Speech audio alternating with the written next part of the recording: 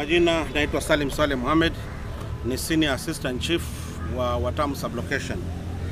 Kwanza nashukuru Watamu Super Online TV kwa jambo hili ambalo wamelileta kuhusiana na kuelezana kuhusu mambo ya janga la corona. Kusema kweli, corona iko na haiko Watamu peke yake, iko ulimwengu mzima, na viongozi wote, na madaktari wote, wanasayansi wote, kila mtu anaangalia jinsi gani wa kuliepuka na kupunguza janga hili la corona.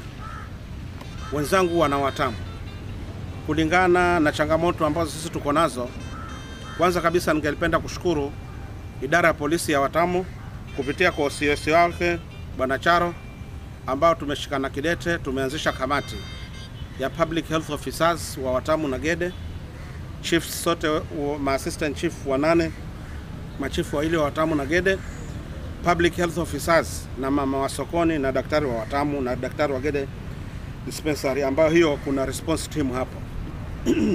Tuliamua haya mambo yalipoanza, tuna kikao chetu tunakaa wiki mara 2 ama kiongezeka siku ya 3, ni kwamba kuna jambo lolote limetokea.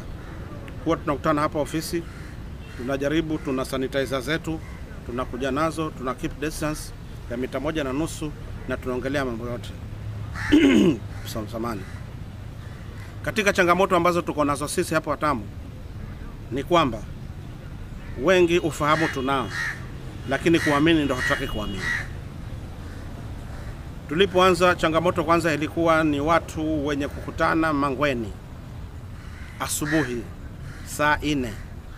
Unapita ama unapigiwa simu, chifu, kuna mango kadhaa, watu wako wengi hapa, kuna mango ya Mawimbi, kuna Kagombani, kuna hapo kwa Zanzare. Tumejaribu watu kuwapeleka sana, tumekwenda nao, japokuwa mulisikia pengine chifu alikwenda akamwaga pombe. Mimi imani yangu siwezi kushika chupa pombe nikamwaga, lakini kwa kuwa kusemwa si mahali hapa kwa kulaumiana. Hivyo mpaka hivi leo watu wa Mangwe hawajakubali kufunga Mangwe. Serikali ilisema nyumba zote za ibada zifungwe. Kwanza serikali ilianza kufunga shule zote zikafungwa. Unajua hapo serikali ilipata hasara, walimu wanalipishwa, kule shule kuna maji, kuna moto unaowashwa kila usiku. Serikali ilikubali kupata hasara hiyo. Walimu bado atakuwa mishahara wanalipishwa. Watoto waje wakae nyumbani. Tafadhali wazazi wa Watamu na Kilifi as a whole, holiday ya shule haikutolewa, ni shule zilifungwa, kila mzazi akae na mtoto wake ndani. Lakini ajabu ni moja, sasa hii ukipita barabarani, ukenda baharini, watoto wameachiliwa.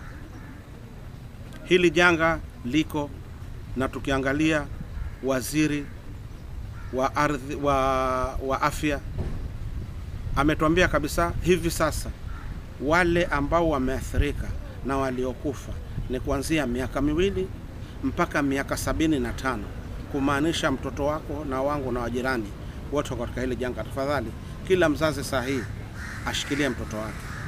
La pili, ikiwa nyumba za ibada zilifungwa, hizi Mangwe kubakia wazi, tunapata faida gani?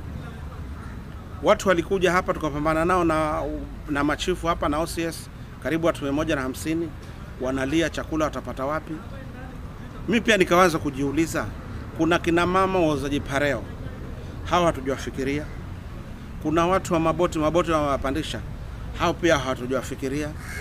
Kuna watu wakiuza safari, kuna watu walikuwa kule beach wakiuza mambo ya beach, kuna mama wa kusonga na masaji, wote wanategemea wageni.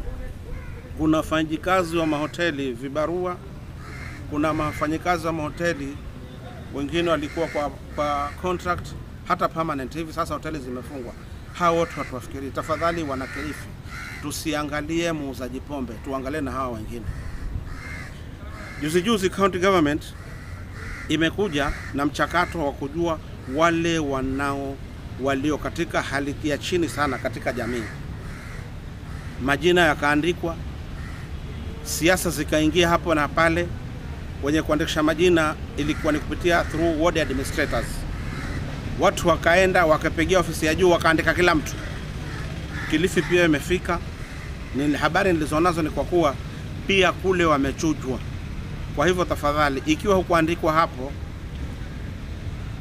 listi zote tuliopeleka zilichukuliwa, na wao pia wamesema watalisha watu in phases. Chakula kitakuja, wanaangalia dropping points hivi sasa, watu 20 kila mahali watapatiwa. Tafadhali, hatutaki kusikia minunguniko wala hata jana rais pesa mingi alisema itolewe, isaidie madaktari, isaidie wakongwe, isaidie wasiojiweza. Hiyo kitu ni tusubiri.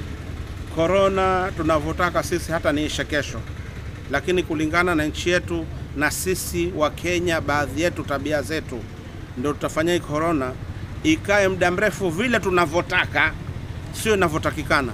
Maana inavyotaka ni kwa sababu ya nini? Wakati huu naongea na nyinyi ni karibu pengine saa 5:30 saa 6, lakini nina hakika watu wameacha Mangwe za Mawimbi, wameingia Dabaso ndani huko. Watu wameacha Kagombani, japokuwa wanakwenda kidogo. Ukiangalia sehemu za Kanani huko ndani, sehemu za Mbaraka Chembe, sehemu za Mijomboni, hata ndio wanaanza leo. Kwa hivyo serikali iko inaangalia jinsi gani. Ukiangalia kama sokoni hapa, serikali ya kaunti imeleta tank.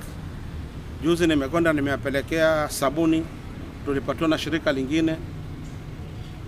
Lakini ukiangalia wenye kuja kununua kwanza, kuosha mikono, binadamu kama sijui amekosea nini, hawataki na hawawezi.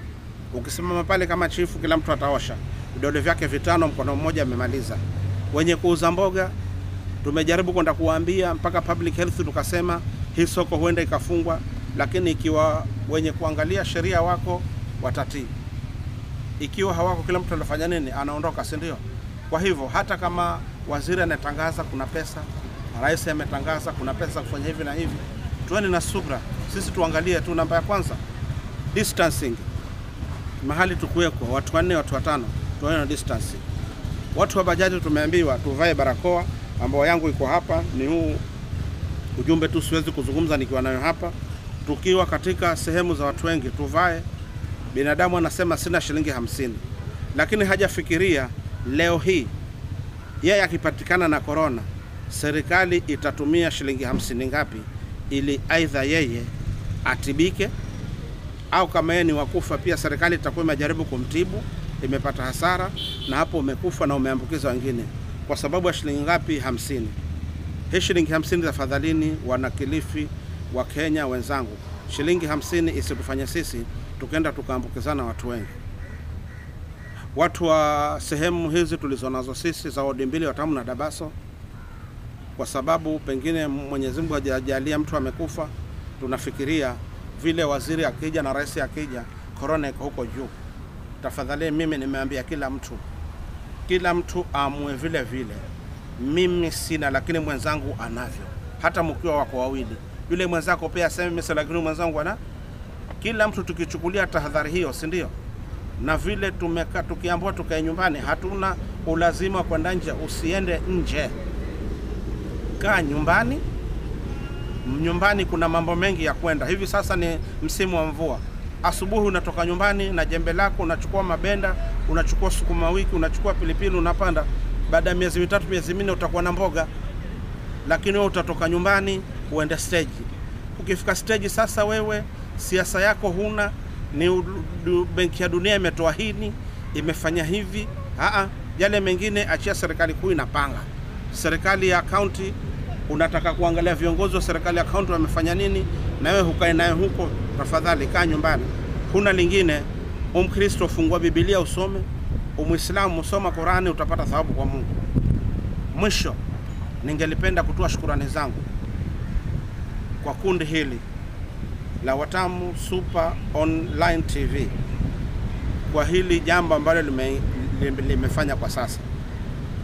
Mimi pia nilipata kupitia kwa YouTube, nikaangalia. Hivi sasa nimeelimika sana. Mambo ya ajali yakitokea, changamoto hizi zikiweko na changamoto zikiweko, si ndio? Nawapongeza sana hawa vijana.